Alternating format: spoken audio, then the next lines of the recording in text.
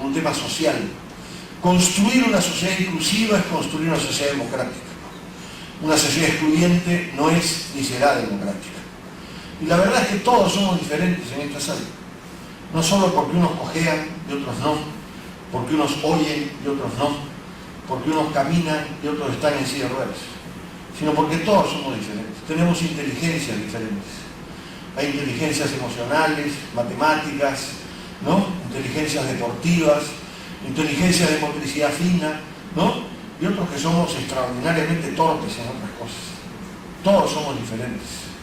Y la educación moderna nos enseña que hay que reconocer esa diferencia y atenderla, potenciar las faltantes y desarrollar las capacidades existentes. Y cada ser humano tiene extraordinarias capacidades. Y es tarea de la sociedad ser capaz de recuperarlas. Y es un reto, y los testimonios han sido bien crudos en este sentido, reconocerse como uno es. ¿No es cierto? Tenemos el privilegio que no han tenido otros. Hemos salido del closet, ¿no? Hay otros que no salen del closet en varios otros terrenos. Nosotros hemos salido del closet, hemos tenido que reconocernos. Y nos ha sido doloroso.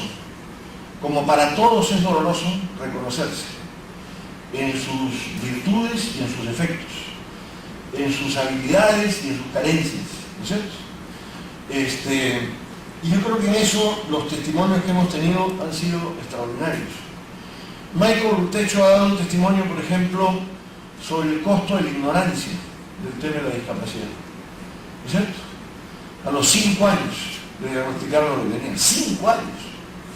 Un país que no tiene prevención, que no tiene diagnóstico temprano, que no tiene maestros formados para distinguir en una sociedad pobre, que no tiene médicos que traten el tema de discapacidad como tal y que lo distingan, ¿no es cierto? Que en las facultades de arquitectura no le enseñan a los futuros arquitectos que la rampa no es un costo, es un medio distinto a la escalera, ¿no es cierto? Y que el ancho de la puerta no hace más cara la puerta, pero permite que entre la silla de ruedas, ¿no es cierto? Y que las viviendas populares no tienen por qué tener pasillos por donde no pasa una silla de ruedas, o habitaciones donde no entrará nunca la abuela que use silla de ruedas porque no puede dar vuelta a la silla para que siquiera se pueda echar en la cama, ¿no es cierto? Y que el diseño debe ser universal, más que extraordinariamente estrambótico, para ser exquisito, para permitirle a todos oportunidades. Y eso tiene que ver con visiones de la sociedad, con igualdad de derechos, de oportunidades, con instrumentos diferentes para iguales derechos, que es un problema fundamental.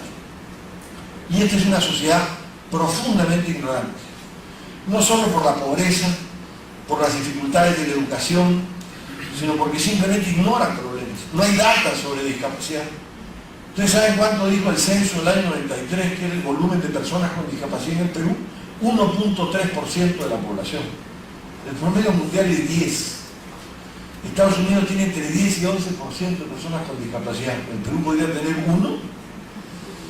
Es decir, eso solo obedece a la forma como se hizo la encuesta, a lo agresivo que era la pregunta, a la falta de preparación de los entrevistadores. Y cuando yo le propuse a Kuczynski que en el censo pasado se incluye una pregunta sobre discapacidad, me dijo que no, que costaba 16 millones de soles hacer la pregunta. Y entonces nos metieron 5 preguntas sobre vivienda. Si es de ladrillo, si no es de ladrillo, cuántas puertas tienen y qué son las ventanas, porque claro, el negocio de la construcción es más beneficioso que el negocio de la discapacidad en un país pobre. Entonces la pregunta no se hizo. Y eso es política. Eso es política.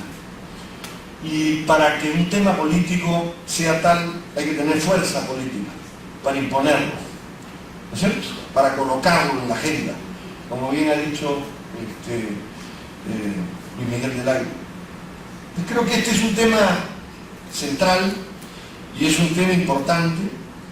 Para encarar este problema necesitamos reconocerlo como un tema de derechos, como un tema transversal, social, económico, político, ético, cultural, como un tema de reconocimiento de la pluralidad y la diversidad. Necesitamos trabajarlo científica y técnicamente, necesitamos data, y yo me felicito que una consultoría para la cual me contrató, porque yo soy un discriminado, pero no por ser cojo, sino por ser de izquierda. Entonces es muy difícil conseguir trabajo. Y me contrató el convenio Hipólito Unanue sobre educación de los países andinos. Hice un estudio comparativo sobre discapacidad y políticas de discapacidad en la región andina. Y este estudio ha sido un instrumento, junto sin duda a la dirección del convenio, para que se forme un grupo de trabajo interministerial de ministros de salud para encarar políticas comunes sobre discapacidad entre los países andinos, para buscar data común, para buscar conceptos comunes sobre discapacidad, para desarrollar investigación común, para proponerla como política transversal en este terreno. Y esto, más la Convención de Naciones Unidas que el Perú ha firmado prontamente, ¿no es cierto? Ojalá que le aplique tan prontamente como lo ha firmado, porque hasta ahora no le he dedicado un cobre al TAN, ¿no? Para llevarlo adelante, se convierta a la letra, ¿no?, en realidad, y la política sea aplicada para todos. Creo que es indispensable que tengamos una política de prevención, pero también una política de habilitación y rehabilitación de las personas con discapacidad, de acceso a la seguridad social. El Perú no tiene seguro social para personas con discapacidad, no tiene derecho a la jubilación y ni siquiera tiene derechos médicos privados, que son carísimos en este terreno. Necesitamos una política de educación inclusiva. En el Perú hay miedo a incluir personas con discapacidad en los colegios. Sienten que los chicos normales, entre comillas, se van a atrasar si tienen niños con discapacidad, cuando eso alentaría una educación personalizada, ¿no es cierto? Y alentaría una educación plural, y alentaría tecnologías más modernas de educación en este terreno, y sobre todo humanizaría la educación y reconocería la pluralidad y la responsabilidad democrática en la que debemos formarnos desde el colegio, ¿no?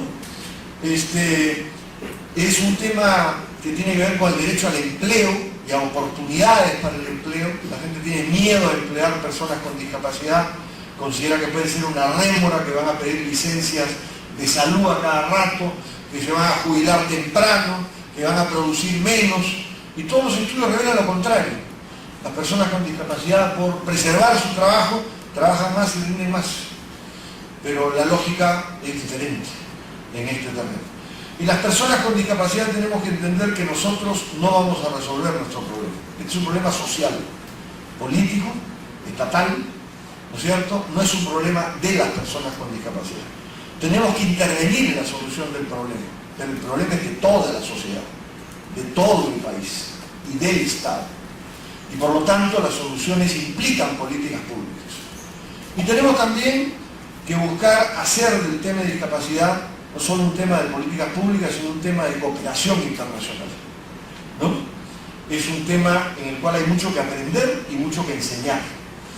Y yo creo que América Latina está viviendo un proceso de constitucionalización de nuevos derechos extraordinarios. Yo les recomiendo que lean la Constitución boliviana y la Constitución ecuatoriana respecto a dos capítulos que me parecen extraordinarios. Uno es el capítulo que tiene que ver con los sectores vulnerables de la sociedad y las personas con discapacidad. Hay un capítulo de la Constitución dedicado a las personas con discapacidad y a los grupos vulnerables. Y hay otro capítulo que tienen los ecuatorianos que es extraordinario, que son los derechos de la naturaleza. Es decir, cambiar la noción de la naturaleza objeto por la naturaleza sujeto, en la interrelación con el ser humano para la vida, que creo que es una cosa que modificará profundamente el pensamiento de los seres humanos. Y eso implica inclusión. Así como inclusión de las personas con discapacidad, inclusión también de la extraordinaria sabiduría de los pueblos originarios de esta América, que tuvo una de las culturas más extraordinarias en el Imperio Incaico, en los mayas, en los aztecas, en Centroamérica y América del Norte, que a diferencia de la cultura judeo-cristiana, del capitalismo y de lo que ha derivado del capitalismo después de la cultura occidental, de manejar a la naturaleza como un objeto, ¿no?, como una materia de que respetar procesos y no manejarlo todo en función exclusivamente de la rentabilidad. cuando incluyamos pueblos originarios, personas con discapacidad, mujeres, niños, con igualdad de derechos, justa, equitativa e igualitaria en oportunidades para todos. Muchas gracias.